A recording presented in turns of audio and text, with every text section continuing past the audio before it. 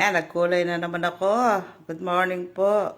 Pag nagkukulay ako, nakikita yung kapal ng buhok ko. Ayan, ang kapal talaga. Kaya kung minsan, sabi nila, 30 years daw ako sa Saudi, hindi nakalbo buhok ko. Pag po pinahaba ko ang buhok ko, ang bigat. Ngayon natatamad po akong putulin. Kaya, ayan, sobrang haba. Wala pong magawa si Lola, kaya pahinga muna. Yung pagkakalaba ko sobrang dami. Sumakta aking, sabi nga ng matatanda, kasu-kasuan. Kasu-kasuan. Oh.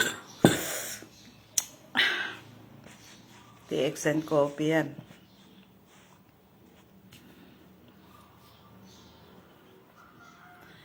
Kailangan wala kasi akong mautusan.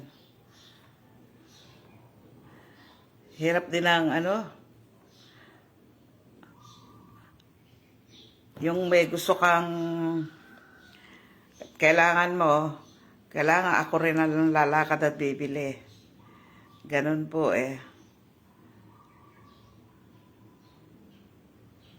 Mahirap talaga. Pero that's life. Sabi nga, go on, kahit anong mangyari. Kailangan maging positive ka lang sa iyong buhay. Ganun lang.